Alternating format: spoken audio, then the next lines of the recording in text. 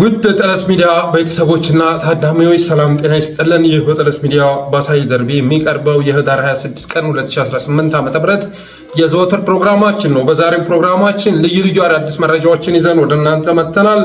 ስለዚህ ጠለስ ሚዲያን ሰብስክራይብ በማድረግ እስከ ፕሮግራማችን ፍጻሜ ድረስ አብራችሁ ትቆዩ ዘንድ በአክብሮት ጋብዘን በቀጥታ ወደ ዕለቱ ፕሮግራም እናልፋለን።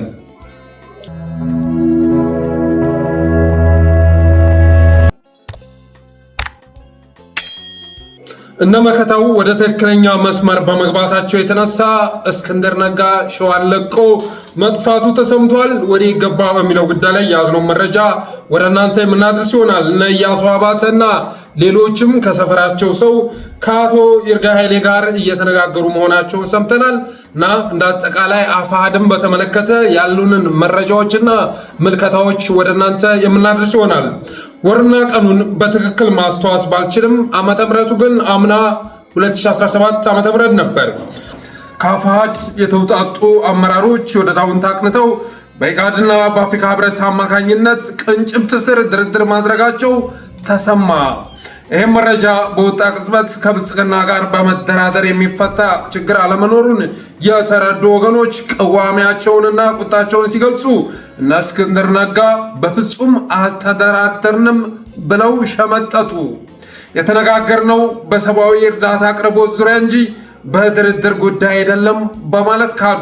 አሁን ድርድር ላልከው ድርድር አይደለም፣ ውይይት ነው እያደረግን ያለን። በምን ጉዳዮች ላይ ነው የምንወያየው? አቅጣጫ የተቀመጠውና ውይይቱ የተደረገው በሶስት ጉዳዮች ላይ ነው። አንድ ዓለማችንን በሚመለከት ዝርዝር የሆነ መረጃ የሰጠናቸው ማለት ነው። ይሄ በቪዲዮ የተደገፈ በጽሁፍ የተደገፈ እና በእንግሊዝኛ ቋንቋ የተዘጋጀ ነው። ስለዚህ ለመጀመሪያ ጊዜ ዓለም አቀፉ ማህበረሰብ ከዚሁ ከሜዳ ትግሉ እየተደረገበት ካለው ሜዳ በዓለም አቀፍ ቋንቋ የቆምለትን ዓላማ ያነገብነውን ራዕይ በሚመለከት ጥርት ያለ ስዕል እንዲያገኙ ተደርጓል። ይሄ ዓላማ የላቸውም፣ ፖለቲካ አያውቁም የሚለውን ቅስቀሳ፣ አፍራሽ ቅስቀሳ በተወሰነ ደረጃ ቢሆን ይቀርፋል ብለን እናስባለን። አንዱም ምንድነው እነዚህ በቀጥታ በመንግስታት ተወክለው የመጡ እንደመሆናቸው መጠን ማለት ነው። ስለዚህ ይሄ አሁን ያቀረብንላቸው ማንነታችንን እንደሚመለከት ቀጥታ ወስደው ለመንግስቶቻቸው ሪፖርት ያደርጋሉ ማለት ነው። ሁለተኛው ውይይት የተደረገበት ጉዳይ በተሰጠው መመሪያ መሰረት ማለት ነው የጦር ወንጀልን በሚመለከት ነው። እኛም ለሀብታሙ አያሌውም ይሁን ለእስክንድር ነጋ እባካችሁ አሁን የመረጣችሁት የክህደት መስመር ቅንጣት ያክል ስኬት የማያመጣ ከዚያ ይልቅ ትግሉን ብቻ ሳይሆን ተቀባይነታችሁንና ስብዕናችሁን የሚጎዳ ስለሆነ ወደ እውነቱ ብትመጡ መልካም ነው የሚል ጦማር ስንጽፍ ብሎም ድርድር እየተደረገ መሆኑን ስንለፍፍ እንደ ተራ ፕሮፓጋንዳ የሚቆጥሩት በርካቶች ነበሩ። አገዛዙ የ9 ዓመት እስራት ሊፈርድብኝ መዘጋጀቱን ተረድቼ ከሀገር በወጣው ቅጽበት የመጀመሪያ ያዘጋጇቸውን ፕሮግራሞች ታስታውሱ ከሆነ ይድረስ ለሀብታሙ አያሌው፣ ይድረስ ለእስክንድር ነጋ እያሉ የሚቀጥሉ ነበር፣ ለዘመነ ካሴ ለመሳሰሉት ማለት ነው። እና በነዛ ጦማሮች ውስጥ ወሳኝ የሆነ መልእክት ሲተላለፍ ነበር። እኔ የማንንም በአማራ ትግል ውስጥ ያለ ሰው ስኬቱን እንጂ ክሽፈቱን የማልመኝ በመሆኑ የተነሳ እንዳትከሽፉ ባካችሁ። አሁን እየሄዳችሁበት ያለው መስመር መጨረሻ ላይ የህዝብን ትግል የሚጎዳ የህዝብን ትግል ብቻ ሳይሆን የእናንተንም ስብዕና የሚጎዳ ስለሆነ ተስተካከሉ እያልን አስተያየት ስንሰጥ ምንድነው በየቀኑ ጦማር እያመጣህ የምትለቀልቀው የሚሉ በርካቶች ነበሩ። ይሁንና እነ እስክንድር ነጋ እየተደራደርን አይደለም ብለው ቢክዱም አገዛዙ ግን የሚታመን ባለመሆኑ የተነሳ ድርድር መጀመራቸው ይታወቅ ዘንድ አንዳንድ የድምፅ መረጃዎችን ሆን ብሎ ለቀቀባቸው። እነ እስክንድር ነጋ ለድርድር በስልክ ሲጠየቁ መስማማታቸውን የገለጹበትን እነ መስፍን ከፈለኝ ከነ አብዱ ሁሴን ጋር እጅግ ክብራቸውን በማይመጥን መልኩ የተነጋገሩበትን የድምፅ ቅጂ በመልቀቅ ድርድርማ ጀምረናል በማለት አጋለጣቸው። እነ እስክንድርና በወቅቱ የአፋሕድ ልሳን የነበሩት እነ ኢትዮ 360 ያሉ ሚዲያዎች ግን በዚህ መልኩ ከትግል ገፍቶ ማውጣት አይቻልም፣ ድርድር የሚባል ነገር የለም በማለት ማቋማቸው ጸኑ። በሌላ መልኩ ደግሞ አገዛዙ የድምፅ ቅጂዎችን ማውጣቱ የበሰጫቸው የተወሰኑ የአፋሕድ አመራሮች ድርድሩን አቋረጡ። ምንም ሊስተባበል የማይችል የድምፅ ቅጂ የወጣበትን መስፍን ከፈለኝን ደግሞ ያለኛ ፍቃድና ውክልና ነው የተደራደረው ብለው እርምጃ እንደሚወስዱና የተወሰደውንም እርምጃ በአስቸኳይ ለህዝብ እንደሚያሳውቁ ተናግረው ራሳቸውን ነፃ ለማውጣት ሞከሩ። እንደ ማስረሻ ሰጤና መስፍን ከፋለኝ ያሉ አመራሮች ግን ከአደራዳሪዎች ባለፈ ከብልጽግናዎችም ጋር እየተደዋወሉና ግንኙነታቸውን እያጠናከሩ ቀጠሉ። ይህንንም ሲያደርጉ የነበሩት በአፋሕድ እውቅናና በእስክንድር ፍቃድም ጭምር ነበር። እንግዲህ ብዙሃኑ ነው። አንዳንዶች ደግሞ አይ ከዓለም አቀፉ ማህበረሰብ ጋር ብንነጋገር ከአገዛዙ ጋር እየተነጋገሩ ነው የሚል የሐሰት ዘመቻ ሊያስከፍትብን ስለሚችል ለጊዜው ቢቀርብን ይሻላል የሚል ልዩነት አንጸባርቀዋል፣ ይዘዋል። ሆኖም በቀጣይነት ባደረግናቸው ተከታታይ ውይይቶች የልዩነት ሀሳብ ያነሱት ከግማሽ መንገድ አልፈው በመምጣት የልዩነት ሀሳባችን ይመዝገብና የብዙሃኑን ድምፅ የማክበር ኃላፊነትም ግዴታም አለብን፣ ችግር አንፈጥርም፣ ደንቃራ አንሆንም በማለታቸውና በዚህ ጉዳይ በድርጅቱ ላይ ምንም አይነት ችግር ቢደርስ እኔ በድርጅቱ መሪነቴ ብቻ ሙሉ ለሙሉ ኃላፊነት እንደምወስድ ቃል ገብቼ ከትላንት ወዲያ ቅድም እንዳልኩት ጥር 13 2017 ዓ.ም ከአፍሪካ ህብረት፣ ከኢጋድ፣ ከአሜሪካና ከአውሮፓ ህብረት ተወካዮች ጋር በነፃ ወረዳችን ውስጥ እነሱ ወደኛ ወዳለንበት ነፃ ወረዳ ዘልቀው በመግባት የመጀመሪያ ዙር ውይይት ተደርጓል ማለት ነው። እንደወጣው መረጃ ከሆነ አይ ቲንክ እነ ማስረሻ ሰጤና እስክንድር ነጋ የአማራ ክልል ሚሊሻ ዘርፍ ኃላፊና ምክትል ኃላፊ የሚያደርጓቸው ይመስለኛል። የምር ማለት ነው እንደዛ የሚያደርጓቸው ነው የሚመስለኝ። መረጃውም እንደዛ እስከሆነ ማለት ነው ጎጃም ላይ ሊያዘምቷቸው እንዳሰቡ ነው እንግዲህ ኤልያስ ያወጣው መረጃ የሚያመላክተው። እና አንድን ነገር አስበህ ወስነህ ካደረግከው በቃ ማንገራገር አያስፈልግም፣ መቀበል ነው እውነታው። እነ ጃሰኝ አምነህብና ያደረግከው፣ ስለዚህ በቃ በአቋሙ መጽናት ላይ ያለብህ። እናም ከብልጽግና ጋር የሚደረገው ንግግር ወይም ድርድር ከተጠናቀቀ ረጅም ጊዜ ቢሆነውም እርቀ ሰላሙ የሚካሄድበት ቀን አፋብኃ ከህወሓት ጋር አብሮ መስራት መጀመሩን በሚገልጽበት ቀን ቢሆን ይሻላል ብለው ወስነው ጌታ ሆይ እባክህን ዘመነ ካሴንና ደብረ ጽዮንን አነጋግረህ አስማማለን እያሉ ሲለምኑ ከረሙ። ትንሽ አልዋልታ በተወራ ቅጽበትም እነ ማስረሻ ሰጤ ወደ ሚዲያ እየመጡ አረጌ ቅንቡላ ተቀብሎ ከህወሓት ጋር የሚሰራ ኃይል ከተፈጠረ ከአገዛዙ ጋር ሆነን እንደምንታገለው ይታወቅ እያሉ ያስፈራሩ ያዙ። ምሬ ወዳጆ የህወሓትን ጦር እየመራ አምጥቶ ፀሐይ መውጫ ላይ አስተበደበን የሚል ፕሮፓጋንዳም ይነዙ ጀመር። እኛ የህወሓት ጦር ነን እንጂ እነሱ እንደውም የትግራይን ጦር እየመራ ይዞ መጥቶ አስተበደበን ነበር የተባለው። በመግለጫቸው የስም ማጥፋት ነዳ ተፈጽሞብናል ይላል። ምንድን ነው ግን ስለ አፋሕድ ተወርቶ ተግባራዊ ሳይደረግ የቀረው ምንድን ነው? ምንድነው ሳይደረግ የቀረው? ብልጽግና ጋር የተደራደሩ ነው ተብሎ መረጃ ወጥቶ ነበረ። በተጨባጭም በድምፅ ቅጅም የተረጋገጠ ጉዳይ ነው። መጨረሻ ላይ ብልጽግና ምስጢራቸውን አሳልፎ እየሰጠ አየር ላይ ሊያውላቸው እንደሆነ ሲረዱ ከድርድሩ ሾልከው ወጥተዋል እንጂ በድብቅ ራሱ ብዙ መድረኮች ተካሂደው ድርድር ውስጥ ሲሳተፉ ነበረ። ከዛ ባለፈ ደግሞ ብልጽግና ጋር ይሰራሉ።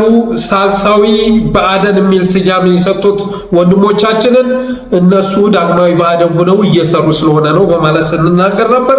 ይህም በተጨባጭ የታየ ጉዳይ ነው። ጎንደር ላይ አብዛኛው ኃይላቸውን እኮ አሁን ላይ ለብልጽግና አስፈርመው አስረክበዋል አይደል እንዴ? እንዳለመታደል ሆኖ ግን አፋብኃ ውስጥ ያሉት አመራሮች የሚሰሩትንና መስራት የሌለባቸውን የሚያውቁ በመሆናቸው የተነሳ የሚፈልጉትን ሰበብ ሊሰጧቸው አልቻለም። እናም ህወሓትና አፋብኃ የሚስማሙበትን ቀን የሚጠብቀውና ሰበብ የሚፈልገው ማስረሻ ሰጤ ምኞቱ አልሳካ ሲለው እኔ ትግሉ ስለበቀኝ ወደ አገዛዙ ልገባ ነው በማለት ለአፋሕድ ሲያሳውቅ ትንሽ ጠብቀንና አብረን እንገባለን የሚል መልስ ተሰጠው። እሱ ግን ከኢጋድና ከአፍሪካ ህብረት ሰዎችም ጋር ተነጋግሬ የምገባበትን ቀን ስላሳወቅኩ ብለውም ቁርጥ ውሳኔ ስላሳለፍኩ ሐሳቤን መቀየር አልችልም በማለት ገገመ። በኢጋድ ሰዎች በኩልም ወደ እስክንድር በማስተወል እናንተ መግባት ባትችሉ እንኳን ብዙ የተለፋበት ጉዳይ ስለሆነ ልጁን ከጠባቂዎቹ ጋር ላኩት የሚል ትዕዛዝ እንዲሰጠው አደረገ። እንዳምነው ግን አብዛኞቹ የአፋሕድ ስራ አስፈጻሚዎች የማስረሻ ሰጤ ውሳኔ ከባድ የሆነ ድርጅታዊ አደጋ የሚያመጣ ስለሆነ ካፒቴኑ ሊታሰር ይገባል ብለው ሲናገሩ ከኢጋድና ከህብረቱ ሰዎች ጋር መጣላት የማይፈልጉት እነ እስክንድር ነጋ ግን ድርጅቱን ነፃ የሚያወጣ መግለጫ ካወጣ በኋላ ብንሸኘው ነው የሚሻለው ብለው ወሰኑ። እዚህ ላይ ነው ሸፍጦ የተሰራው። ወርቅነህ ገበየሁንና ኃይሉ ጎንፋን እንደ ዓለም አቀፍ ማህበረሰብ የሚቆጥረው እስክንድር ነጋ በምንም መልኩ ቢሆን ከዓለም አቀፍና አህጉር አቀፍ ድርጅቶች ጋር መቃቃር ስለሌለብን ከመግለጫው በኋላ ብንሸኛቸው ይሻላል ብሎ ወሰነ። እናም ፋድ ስራ አስፈጻሚ የሆኑት ካፒቴን ማስረሻ ሰጤና አርበኛ መስፍን ከፈለኝ አላፋድ እውቅና ከአገዛዙ ኃይሎች ጋር ግንኙነት መመስረታቸው ስለተደረሰበት ከስራ አስፈጻሚነትና ከአባልነት የታገዱ መሆናቸውን እንገልጻለን። ግለሰቦቹም ምንም አይነት ድርጅታዊ ውክልና ስለሌላቸው ከየትኛውም አካል ጋር የሚያደርጉት ውይይትም ሆነ ስምምነት አፋድን የማይወክል መሆኑን እንገልጻለን የሚል መግለጫ አውጥተው ለጠፉ። ከዚያም የመግለጫ ቀን ከወጣ በኋላ አመሻሽ ላይ ማስረሻ ሰጤ ከጠባቂዎቹ ጋር ከደቡብ ወሎ ከደገር ቀበሌ ወደ ከላላ ወረዳ አቅንቶ እጁን እንዲሰጥ ተደረገ። ስለዚህ ማስረሻ ሰጤ እጁን የሰጠው በእነ እስክንድር ነጋ ውሳኔ መሆኑ ይታወቅ። ስለዚህ ማስረሻ ሰጤ ለብልጽግና እጅ መስጠቱ በተወራ በሶስተኛው ቀን ማለትም በቀን 25 ሶስተኛው ወር 2018 ዓመተ ምህረት ትናንት ማለት ነው አመሻሽ ላይ ብአዴን ያንን መግለጫ መስጠት የቻለው በአፋሕድ ፍቃድ ነው። አረጋ ከበደ ያንን መግለጫ መስጠት የቻለው በአፋሕድ ፍቃድ ነው። ብአዴን የአፍሪካ ህብረትና የኢጋድ ሰዎች በተገኙበት ከአፋሕድ ጋር ተደራድሬ ዘላቂ ሰላምን ማረጋገጥ ቻልኩ የሚል ዜና ሊያስተጋባ የቻለው በእነ እስክንድር ነጋና በአፋሕድ ፍቃድና ይሁንታ ነው። ምክንያቱም በአረጋ ከበደ የሚመራው ምስለኔ ቡድን እንደዚህ አይነት ፕሮፓጋንዳ እንዳይሰራ ቢፈልግ ኖሮ ካፒቴኑን አለመልቀቅ ይቻል ነበር። አስፈቅዶ ነው የወጣው። በእስክንድር የሚመራው ድርጅት ግን ካፒቴኑ ሲደራደር የነበረውም ሆነ ተስማምቶ የሚፈርመው በአፋሕድ ስም መሆኑን ቢያውቅም የሰላም አደናቃፊ ተብሎ በአፍሪካ ህብረትና በኢጋድ ሰዎች ከሚጠራ ይልቅ በድርጅቱ ስም ፕሮፓጋንዳ ቢሰራ ይሻላል ብሎ በመምረጡ የተነሳ የታየው ነገር ሊከሰት ቻለ። እርግጥ ነው በባህር ዳር ማስረሻ ሰጤና ምስለኔው ቡድን ያደረጉት እርቀ ሰላም ተራ የፖለቲካ ቃቃ መሆኑን የማይረዳ ኢትዮጵያዊ ሊኖር አይችልም። ሆኖም ግን ብልጽግና በዚያ ድራማ ማምታታትም ሆነ ማታለል የፈለገው የኢትዮጵያን ህዝብ ሳይሆን ራሱንና ዓለም አቀፉን ማህበረሰብ ነበር። በመሆኑም ከአንድ ፈረንጅ ጋር የኢጋድና የአፍሪካ ህብረት ሰዎችን ይዞ ከአንድ ግለሰብ ጋር ያደረገውን ስምምነት ከአንድ ድርጅት ጋር ያደረገው አድርጎ በማቅረብ የነ ማርኮ ሩቢዮ ቁጣና የዓለም አቀፍ ማህበረሰቡን ጫና ቀለል የሚያደርግበትን ተውኔት ማካሄድ ችሏል። ቅንጣት ታክል የሰላም ፍላጎት የሌለው የብልጽግናው አገዛዝ ሰላምን የሚፈልገው ዓለም አቀፉ ማህበረሰብ ለማምታታት በመሆኑ ጃልሰኝን የኦነግ መሪ አድርጎ እኔ እኮ ለሰላም ፈቃደኛ የሆኑትን ጥቅማቸውን እያከበርኩና ጥያቄያቸውን እየመለስኩ መስማማቴን አልተውኩም ማለት እንደቻለ ሁሉ ዛሬም በወርቅነህ ገበየሁና በኃይሉ ጎንፋ አማካኝነት ተመሳሳይ ድራማ በማሰናደት የሰላም ጥረት ማድረጌን አጠናክሬ ቀጥያለሁ የሚል መልእክት አስተላልፏል። አስገራሚው ነገር ታዲያ ይህ የባህር ዳር ድራማ ሲለቀቅ አፋሕድ ሌላ የቅጥፈት መግለጫ ይዞ ብቅ ማለቱ ነው። ከአፋሕድ ተዋጊዎችና ደጋፊዎች እንዲሁም ከመላው አማራ ህዝብ ሞራል ይልቅ ለራሱ መልካም ስም የሚጨነቀው አቶ እስክንድር ነጋ የአይነቱ ፖለቲካዊ ጨዋታ እንዲካሄድ ይሁንታው ከመስጠቱም በላይ የአረጋ ከበደና ማስረሻ ሰጤ ድራማ ሲለቀቅ በጦር ሜዳ ላይ ካሸነፍኩት ኃይል ጋር ለድርድር ተቀምጬም አላውቅም፣ አሁንም ወደፊትም አልቀመጥም የሚል ቀደዳ ይዞ መምጣቱ ነው።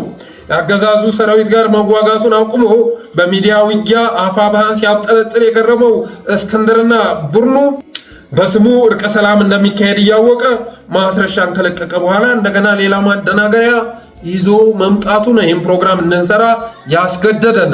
በነገራችን ላይ የእስክንድርንና አፋሕድን አካሄድ ተረድተን ከአገዛዙ እኩል ስንታገላቸው የነበረው አካሄዳቸው ቅንጣት ታክል ህዝባዊም ሆነ ግላዊ ጥቅም የማያስገኝ የወስላታ ጉዞ መሆኑን በመረዳታችን ነበር ከአፋሕድ ይልቅ አፋብኃን መርጠን ድጋፋችንን ስንቸር የነበረው። ከነጉድለቱም ቢሆን አፋብኃ የአማራ ህዝብ ብቸኛ ተስፋ መሆኑን በመገንዘባችን ነው።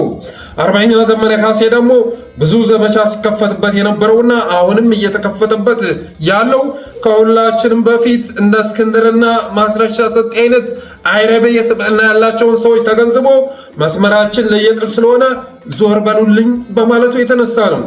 ከዚህ በተረፈ ግን ጊዜያዊ ፖለቲካዊ ጥቅምን እያስቀደመ መጓዝን የመረጠው አገዛዝ ይሄ በኢትዮጵያውያን ዘንድ ይቅርና በደጋፊዎቹም ዘንድ ቅንጣት ታክል ታማኝነት የሌለው ተውኔት በማሰናዳት ነጮችን ለማምታታት እየሞከረ የሚገኘው አገዛዝ ዘላለማዊ ሽንፈት በሚያጎናጽፈው ጎዳና ላይ እንደሚገኝ እርግጥ ሆኗል። ጃልሰኝና ጃልብርሌው ወይም ማስረሻ ሰጤ ጋር በተናጠል የሚደረግን ስምምነት ከድርጅት ጋር እንደተደረገ ቆጥሮ እውነትን መሸምጠጥ ከሽንፈት እንደማይታደግ እሙን ነው። በተጨማሪም በአፋር ስም ብርሌው የፈጸመው ክህደት አሳዛኝ ቢሆንም አብዛኞቹ ግዙፍ ጦር ያላቸው የአፋሕድ አመራሮች በተሳሳተ መስመር ውስጥ መሆናቸውን ተረድተው ብሎም ከከሃዲው አገዛዝ ይልቅ ከወንድሞቻቸው ጋር መነጋገር መርጠው እየተወያዩ ስለሆነ በቅርቡ አፋሕድና አፋብኃ ተዋህደው ከአዲስ ድርጅት ጋር ግዙፍ የሆነ ኃይል ይዘው ለመምጣት የሞከሩ ስለሆነ አፋሕድ እንደ ፍቅር ሲዝም ማስረሻ የሚታወስበት የአንድ ሰው ድርጅት ሆኖ መቅረቱ አይቀሬ ነው። ግፋቢል እስክንድር የሚታሰብበት ነው። እስክንድር ነጋም ዘመነ ካሴ ከዚህ በፊት እንደተናገረው ሲያባላ ከርሞ እነ ማስረሻ ተደራድሮ ባይገባ እንኳን ሹልክ ብሎ ከትግሉ ብቻ ሳይሆን ከሀገሩም ጭምር ለመውጣት በፈረንጆቹ በኩል ሙከራ እያደረገ መሆኑን ተረድተናል። ከዚህ ባለፈ ግን ይህን እውነት መውጣት ያስፈለገን አንዳንዱ ለምን ይዋሻል ካልተባለ በአንድ ወቅት ሰርቶት ደጋፊው ወይንም ህዝብ እንዳላየ ያለፈውን ጥፋት እንዳላዋቂነት ቆጥሮ በጥፋት ጎዳና ሊጓዝ አይገባም በማለት ነው። በአንደኛው ምዕራፍ የተፈጸመው ክደት በሌላኛውም ምዕራፍ እንዳይደገም ወደ ቀጣዩ ምዕራፍ ከመሸጋገራችን በፊት ያለፈውን መገምገምና ጠቃሚውን ማለምለም፣ ጠቃሚ ያልሆነውን ደግሞ ማረምና ማክሰም ይገባል በማለት ነው። ከዚህ ውጭ ግን የሰሜን ኃይሎች የትናንት ችግራቸውን በይደር አሳድረው ስለ ጋራ ህልውናቸው መምከር በጀመሩበት ሰዓት ያኔ የስልጣን ሽግግር በተደረገበትና ከትግራይ ጋር ወደ ጦርነት በተገባበት ሰዓት የአማራ ኤሊት እንዳያድርጎ ነበር የሚል ዘገባ በየቀኑ በመልቀቅ ያለፈ ቁስል እንደሚቀሰቅሰው እንደ ኢትዮ ፎረም አፋሕድ የሰራውን በመናገር እየተካሄደ ያለው ንግግር እንዲከሽፍ ከማሰብ የሚመነጭ አይደለም በማለት ይህንን ርዕሳችንን እንቋጫለን።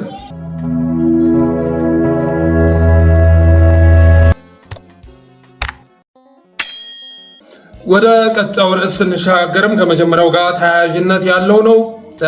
የአማራ ትግል እዚህ ደረጃ እንዲደርስ በዚህ ደረጃ እንዲጓተት ከፍተኛ የሆነ ጫና ሲያደርግ የነበረው እና ውስጥ ላይ ገብቶ አሻጥር ሲፈጽም የነበረው የትናንትናውም ድራማ እንዲሳካ ከፍተኛ ሚና የተጫወተው እስክንድር ነጋ ከሸዋ መውጣቱን ሰምተናል።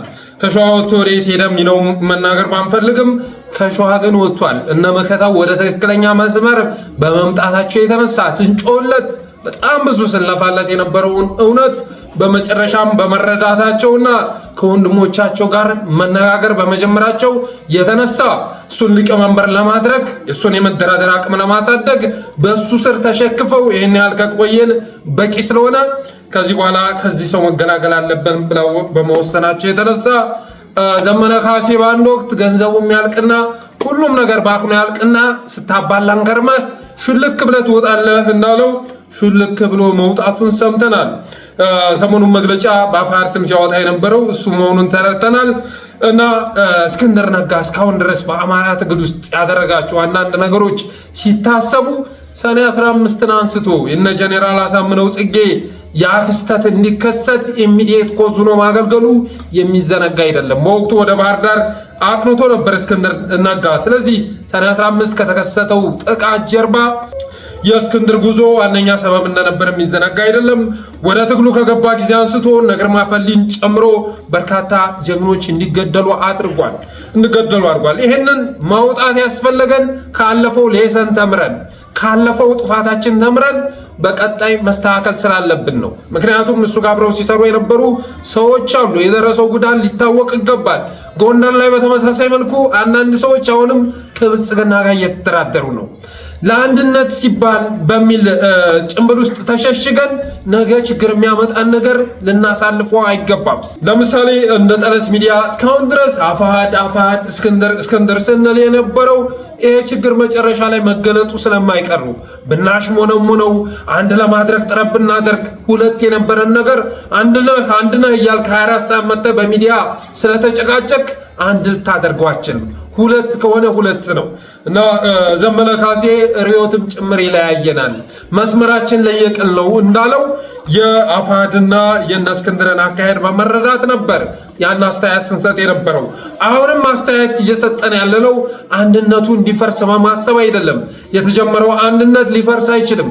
እነዛ ሰዎች ወደ ንግግር የገቡት አንድነቱ ያስፈልጋል ብለው ርዕሶችም አይደሉም። አሁንም ግን ዙሪያ ዙሪያውን የሚዞሩ ስላሉ ነው። ስለዚህ እስክንድር ነጋ ወደ ትግል ከገባ ጊዜ አንስቶ እነ ግርማ ፈሊን ጨምሮ በርካታ ጀግኖችን ማገዳደሉ አይረሳም። ከ130 በላይ የደብረ ኤልያስ መነኮሳት ያለቁት የእስክንድር ነጋን አካሄድ ተከትለው በመጓዛቸው ነበር። ደብረ ኤልያስ ላይ እኮ ሙሉ ገዳሙ መቃብር እንዲሆን አድርጎት ነው እስክንድር ነጋ የወጣው። ሌላው ባላደራ ወይም ባልደራስ የሚል ፓርቲ ይዞ መጥቶ መጨረሻ ላይ በምን አይነት መልኩ እንዳጠናቀቀው አይረሳም። መጨረሻ ላይ በአባልነት ተመዝግበው የነበሩትን እንደ ኤርሚያስ ለገሰ አይነት ከሃዲዎችን ሁሉ በማስገባት አዲስ አበባ ወጣቶች የመደብደቢያ ዱላ ነበር ያደረገው ባላደራው ወይም ባልደራስን።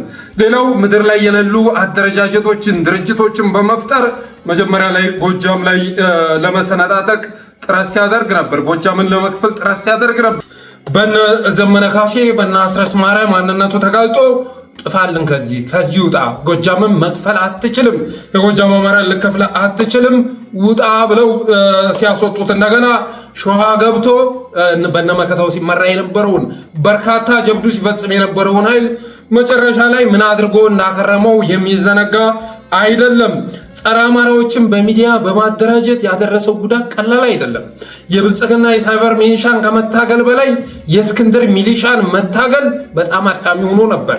እስክንድር ሚሊሻ ማለት ሀብታሙ አያሌውንም ይጨምራል። ሀብታሙ አያሌው አሁን ወደ ትክክለኛው መስመር መጥቷል። በወቅቱ ግን እጅግ አስከፊ በሆነ መልኩ የብልሽቱ አካል ነበረ። እንደነ ሞገዝ ዘውዱ 2 ጊዜ ነው 3 ጊዜ ኢንተርቪው አድርጓል። ሞገዝ ዘውዱ ማለት የኦህዴዳዊ አገዛዝ የኦሮሞ አገዛዝ ስልታዊ ደጋፊ መሆኑ ይታወቃል። በጣም በብልጣብልጥነት እየተጓዘ ብልጽግናን ከሚደግፉ ሰዎች መካከል አንዱ መሆኑ ይታወቃል። እና እነ ሞገዝ ዘውዱ ነበሩ የእሱ የሚዲያ ልሳኖች። እነ ሞገዝ ዘውዱና የመሳሰሉት ነበሩ። የአማራ ሚዲያዎችን ከመጠን በላይ ይጠላ ነበር፣ እንደ ጠላት ነበር የሚመለከታቸው። ሌላው ኢትዮ 360 አንዱ ሚዲያ ነበር። በነገራችን ላይ ኢትዮ 360ን ስም ይዘው የቀጠሉት እነ ኢየሩስ ትናንት ከመግባቱ በፊት ማስረሻ ኢንተርቪው ሲያደርጉን ነበረ። ትናንት ተፈራርሞ ሊገባ ነገር በእነሱ ሚዲያ ላይ ቀርቦ ጌጥያ ያለውና ኢየሩስን ሲዋሻቸው ነበር። ሲዋሻቸው አይደለም እነሱ እንዲዋሽ እንዲያጭበረብር እድል ሲሰጡት ነበረ። ያለበት ሁኔታ እስኪ አይደለም ያው እስቲ እንግዲህ ኮሎኒ እየተንቀሳቀሰ ይመስለኛል። ከሱ ጋር እሱ የተወሰነውን ነገር ይቀርፈዋል እንጂ ትንሽ ስጋት አለው።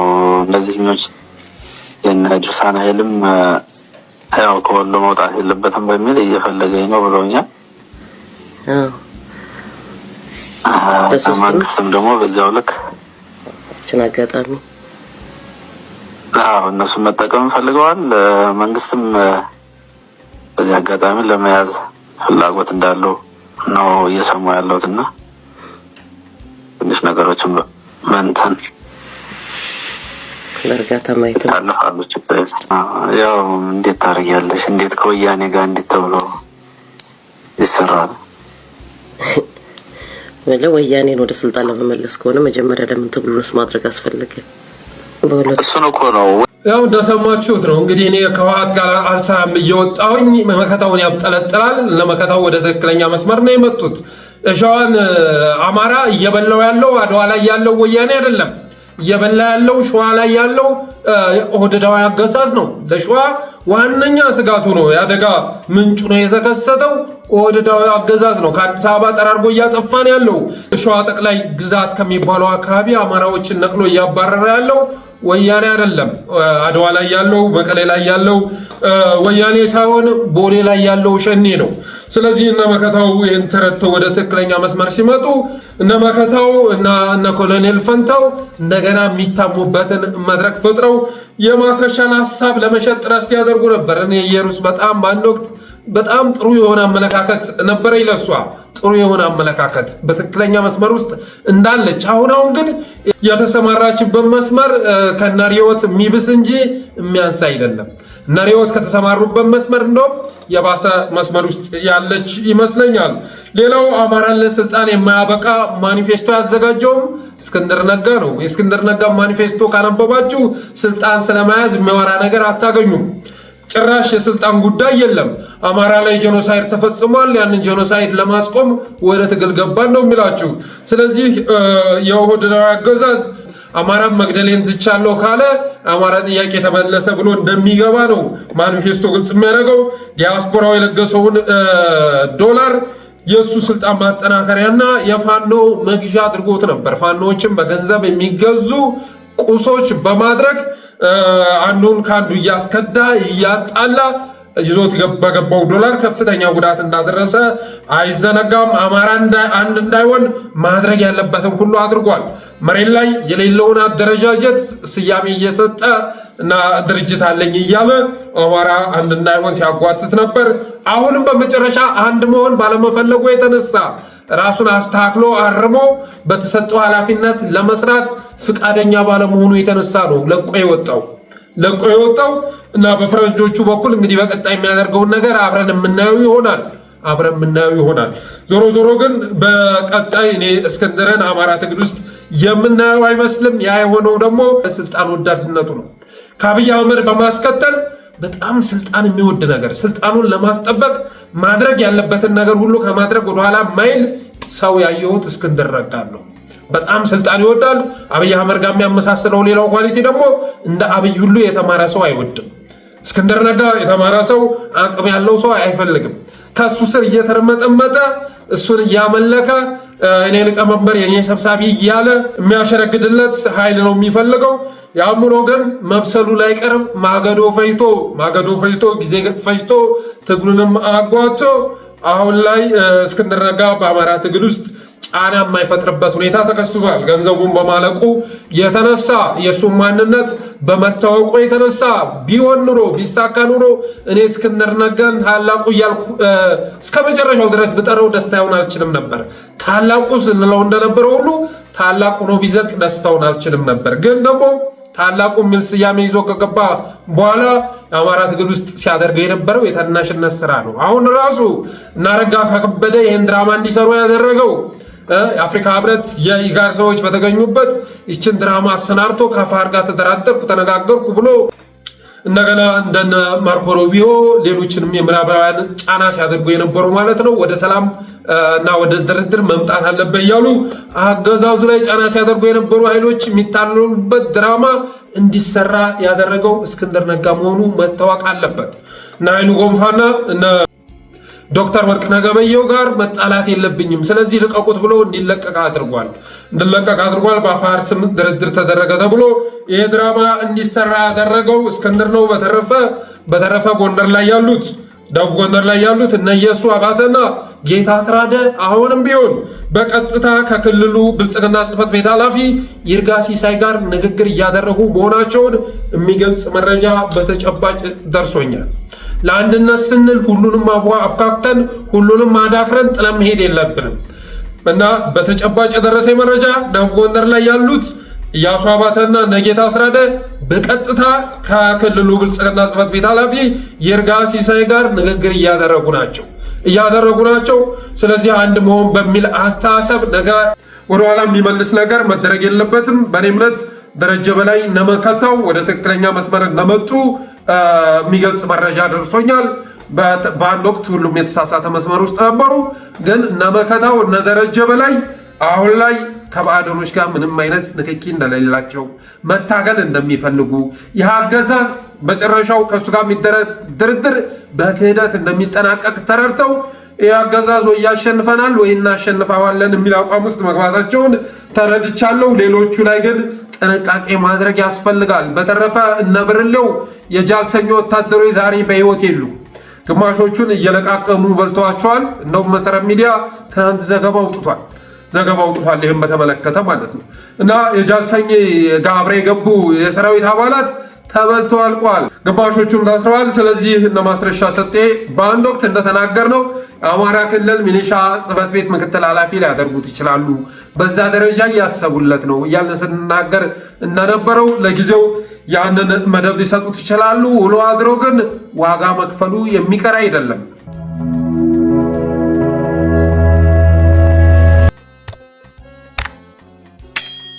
ቀጣዩ ርዕሳችን በአማራ ምድር የሚገኘውን የተፈጥሮ ሀብት ይመለከታል። በአማራ ምድር መቼም የአማራ ምድር የማያበቅለው እና ያልያዘው ነገር አለ ብሎ ማለት አይቻልም። ለምሳሌ ያህል ከሰሞኑን እንኳ ደቡብ ወሎ ዞን ለገሄዳ ወረዳ የሚገኘው የነዳጅ ክምችት የሚያወጣው ቢያጣ ራሱ ገንፍሎ መውጣቱ ተሰምቷል። በቪዲዮም ጭምር ተልኮልናል።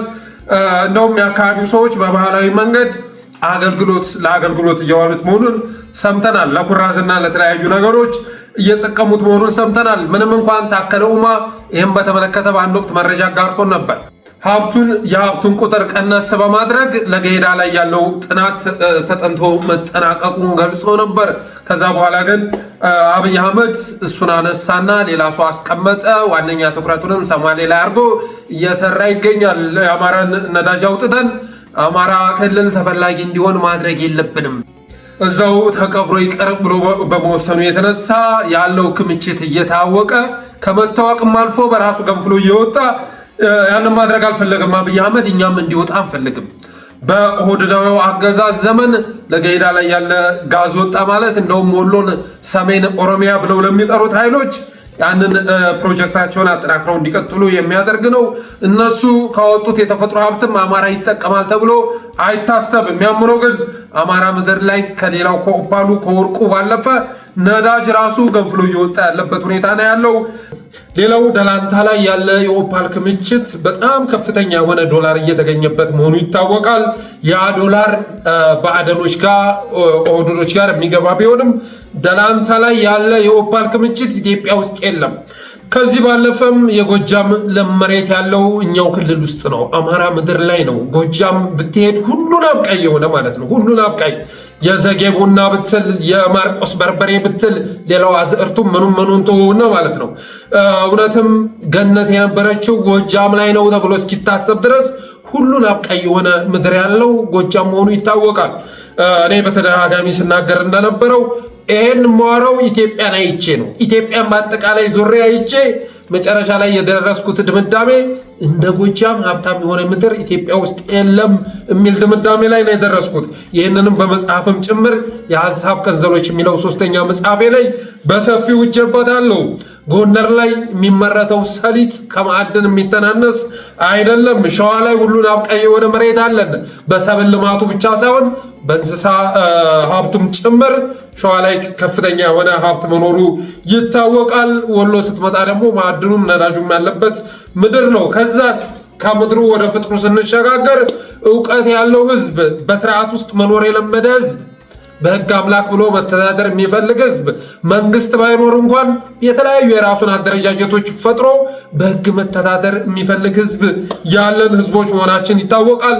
በህዝብ ቁጥር በእርግጠኝነት በኦህዴድ ጊዜ የህዝብና ቤት ቆጠራ ቢደረግ የአማራ ህዝብ ወደ ማይኖሪቲ ቀይረው እንደሚያመጡት ጥርጥር የለውም። ከትግራይም ከሶማሌም በታች አድርገው ሊያመጡት ይችላሉ። ምክንያቱም ባለንበት ዘመን ላይ አሁን ኦሮሚያ ላይ ህዝብና ቤት ቆጠራ ቢደረግ አማራ ነኝ ብሎ የሚቆጠር ሊኖር አይችልም። አማራ ነኝ ብሎ ከተቆጠረ ነገ አማራ ነህ ብለው እንደሚጨፈጭፉት ይረዳል። በተጨባጭ ግን ነፃ የሆነና ከኦህዴድ የጸዳ አገር በሚፈጠርበት ሰዓት ህዝብና ቤት ቆጠራ ቢደረግ በህዝብ ቁጥር አንደኛው ሆኖ የሚገኘው አማራ መሆኑ አያጠራጥርም። እና ይሄንን መዘርዘር ያስፈለገኝ ለምንድን ነው? ተፈጥሮ ሀብቱ እያለን ምድሩም ፍጥሩም የሚያኮራ ሆኖ ሳለ የሚያኮራ ማንነት እያለን ከሌሎች የሚያንስ ማንነት ያለን ይመስል ማነው አማራን ሁል ጊዜ ልክ እንደ እስክንድር ያለ አስተሳሰብ ተሸክመን ኤትኒክ ፌዴራሊዝም እያልን የምንከራከርበት ምክንያት ምንድን ነው? በኤትኒክ ፌዴራሊዝም ኢትዮጵያ ትተዳደር ከተባለ አማራ ላይ የሚመጣው ጉዳት ምንድን ነው? ኢቭን ኢትዮጵያ አታስፈልገንም የሚል ውሳኔ ከተወሰነ ኢትዮጵያ አታስፈልገንም ተብሎ ከተወሰነ በእርግጠኝነት መናገር የሚቻለው ከሌሎች በተሻለ መልኩ አገር ሆኖ መቀጠል የሚችለው አማራ ነው። አማራ ነው። ለዚህ ምክንያቱ ደግሞ በስርዓት መተዳደር በህግ መተዳደር የሚፈልግ ህዝብ መኖሩ ነው። በሪሶርስም አንጻር ጋየነው ከፍተኛ የሆነ ሪሶርስ ያለበት አካባቢ ነው። ስለዚህ ባለፈው እኔ እና ኢንጂነር ይልቃል የተናገሩትን ነገር ስደግፍ የነበረው ከዚህ አንጻር ነው። ኢትዮጵያ ታስፈልገናለች። አዎ ታስፈልገናለች፣ ጥርጥር የለውም። ከዛ ውጭ ግን ኢትዮጵያ ታስፈልግሃለች ብለን ለሌላው ልንነግረው አይገባም። እና አማራ ያለንን ሀብት መለየት፣ ያለንን ፖቴንሻል መለየት፣ በሰው ሀብትም በተፈጥሮ ሀብትም ያለንን ጸጋ ለይተን አደጋችንን ለይተን በአማራነታችን ታግለን አማራነታችንን አስከብረን ከዛ በኋላ በኢትዮጵያ ጉዳይ ላይ በጋራ ቁጭ ብለን እንመክራለን። የሚያዋጣው ማካሄድ ይሄ ስለሆነ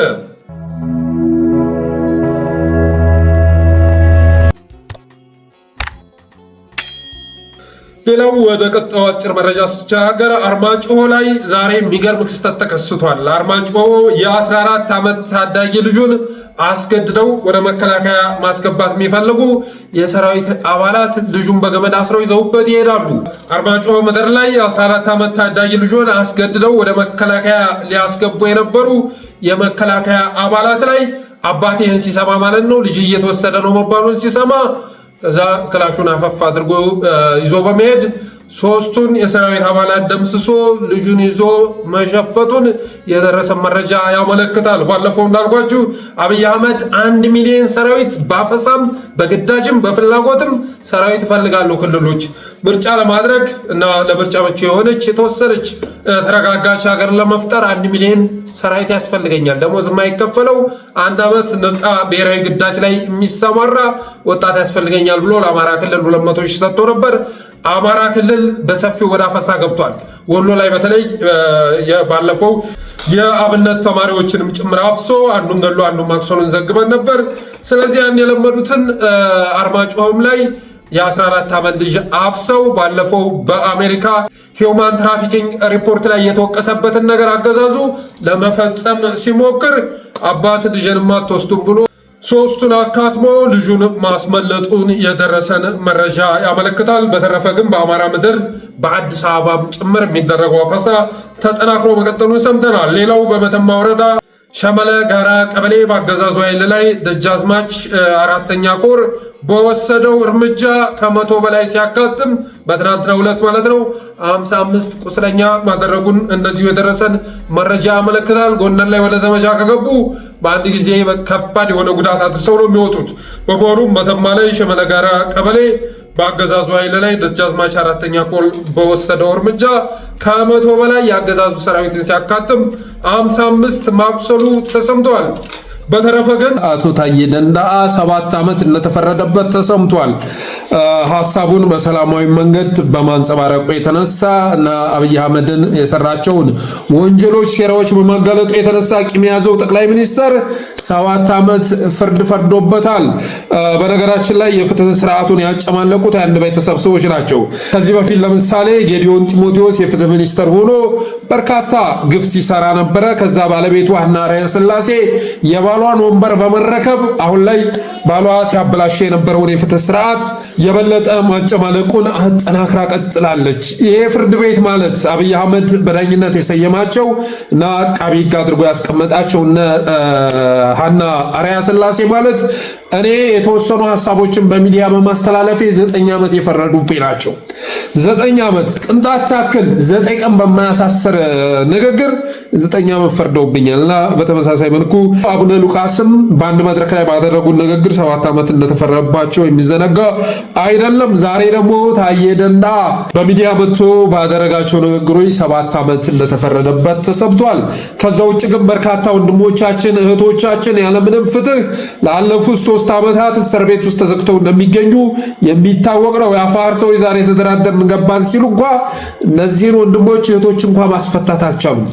ዛሬ እነ መስፍን ከፈለኝ ይኸው እንደምታዩት መስፍን ከፈለኝ ማለት ነው አምሮበት ኢንሳ ውስጥ ነው የሚሰራው። የኢንሳ ሰው ነው፣ ወደ ስራ ገብቷል። ማስረሻ ሰጤም ትናንት መግባቱ የሚዘነጋ አይደለም። ላለፉት 1 ዓመት ከብልጽግና ባልተናነሰ መልኩ እነዚህ ሰዎች ስንታገላቸው የነበረው ማንነታቸውን ተረድተን ነው። በተረፈ ግን የዛሬው ዝግጅታችን ይህን ይመስላል። የጠለስ ሚዲያ ሜምበር ሰብስክራይበር በመሆን ስቲከሮችን በማበርከት ብሎም ዝግጅታችንን ላይክ፣ ሸር እያደረጋችሁ ለሌሎች በማጋራት ጠለስ ሚዲያን አበረታቱ ብለን የዛሬ ዝግጅታችንን እንቋጫለን። እናመሰግናለን።